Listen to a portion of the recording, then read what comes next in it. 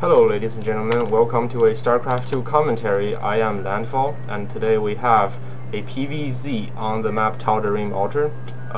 In the top left hand side corner we have DuckloadRa spawning as the red Protoss, and in the bottom left hand side corner we have the teal Zerg as played by mTwDimaga. Now DuckloadRa was known as White Ra during the Starcraft II beta days, but has since then changed his name to DuckloadRa because I believe he is sponsored by DuckloadCom, which is a streaming website, and mTwDimaga representing Team mTW Mind Factory. I believe both players are from Ukraine, just to show how that the sport of StarCraft is popular in other places of the world that is not Korea or North America. Now, DuckloadRa rather has thrown down a pylon near his natural. This almost certainly tells us that there will be a forge followed by a fast natural expansion, and then because you're expanding so fast, you need that forge and a cannon to protect it. And either we're gonna see a wall in with another gate or cybernetics core, or two gate, or a gate and some kind of pylon, just to make sure that one or two cannon you throw down is that more effective. Looks like this Protoss, the first Protoss probe scout did not scout the right way, but the second one will, which is will go scout the right way, which will tell the Protoss player exactly where the Zerg opponent is. And looks like DuckloadRa has gone for either 13 or 14 pool.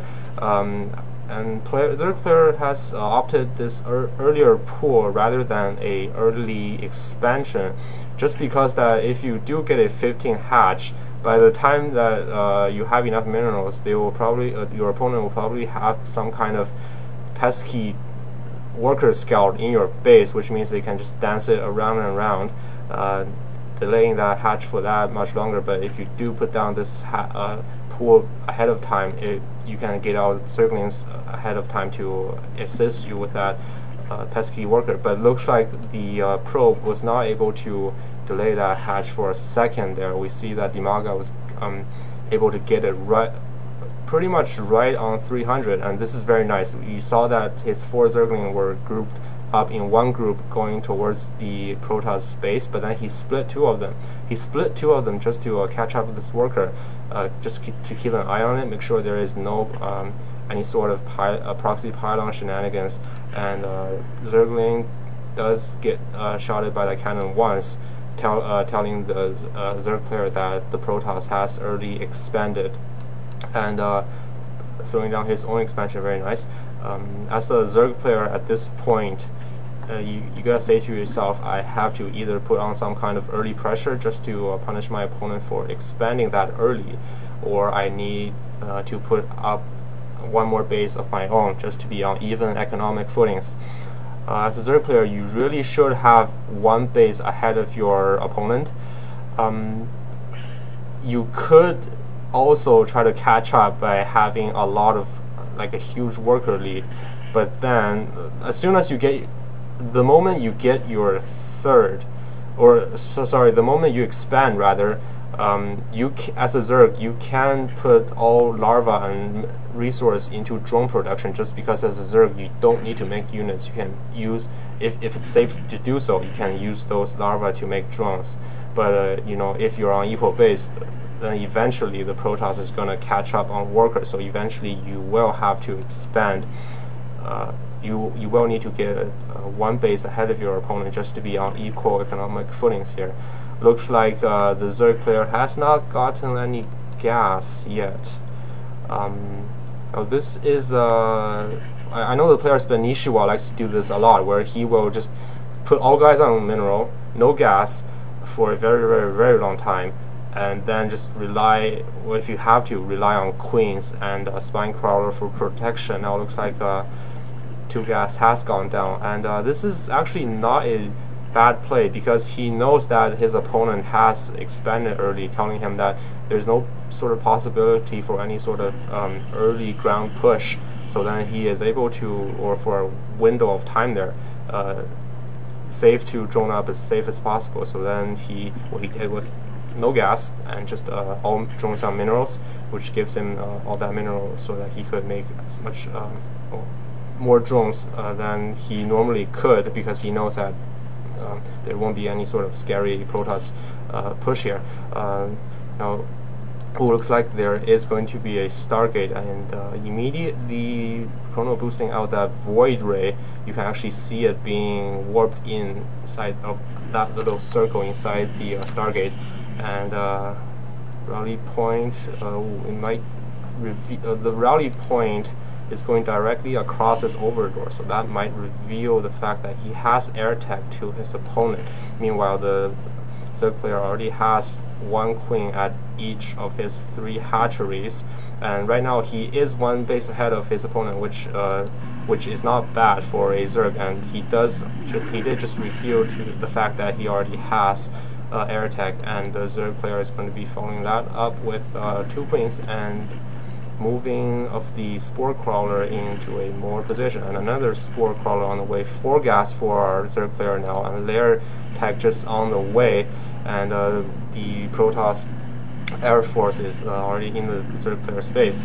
Looks like not even chrono boosting out the third air unit, telling us that Protoss doesn't want to do any sort of all-in commitment to this air play. Probably just gonna be pushing out, poking with these air units, keeping your Zerg opponent on his toe. Yeah, not going to be committing too much, and looks like the Protoss is going to be taking a third of his own pylon down first, probably going to be following up with some kind of cannon, and Nexus should be going down any minute. There it goes.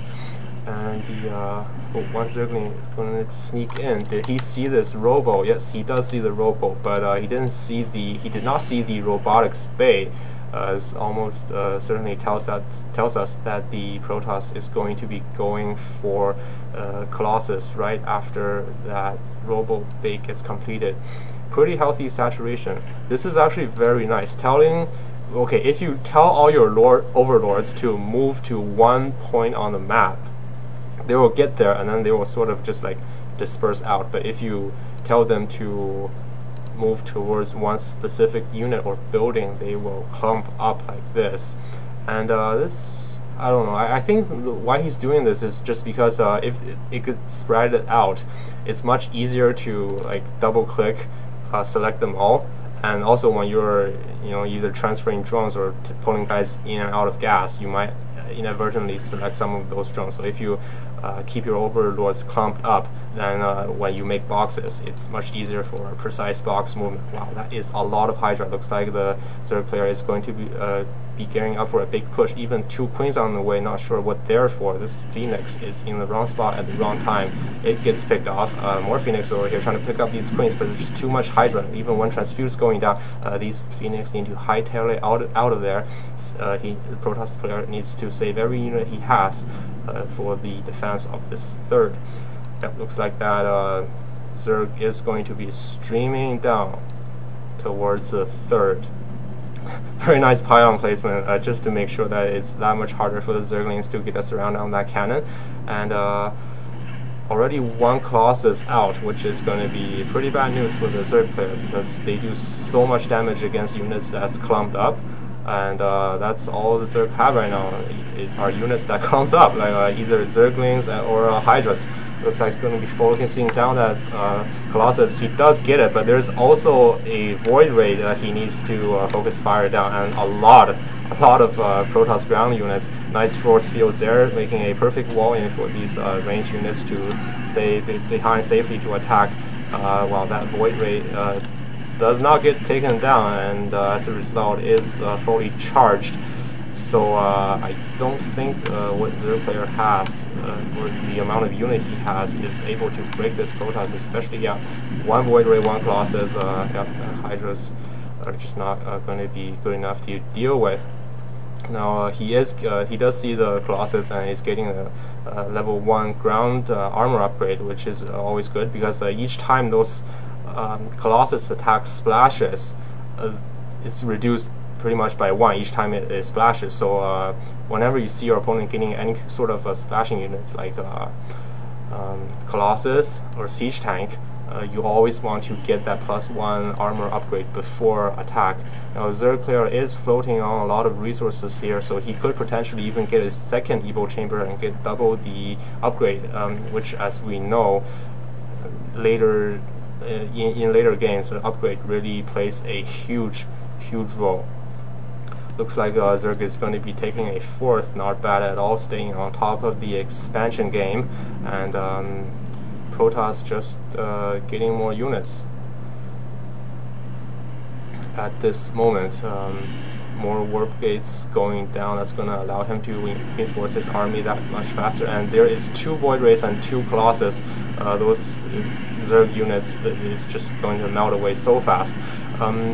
I'm surprised that Dimaga has not chosen to get any sort of Spire attack yet, because he knows that his the number one thing standing between winning and total annihilation of his army is the Colossus and Void Rays, and just a couple Corruptors would deal with that so good. Yep, still no Spire attack of any sort, but there is the Infestation Pit, not getting the Pathogen Gland yet, which is almost a necessity. Wow, 3 Colossus and 1 Void Ray against how many Hydras does he have? 19 Hydra and 32 Zergling, but those Zerglings are pretty much worthless against the Colossus because they die just so fast. Even with that +1 armor, it's not going to take too many shots to kill those Zerglings. Looks like he is going to try to kill this force right here, sniping those Colossus rather. 2 does go down, 1 is still in the back. Wow, I hope Protoss likes roasted Hydralisk, because there is a lot of them on the battlefield, or that was on the battlefield.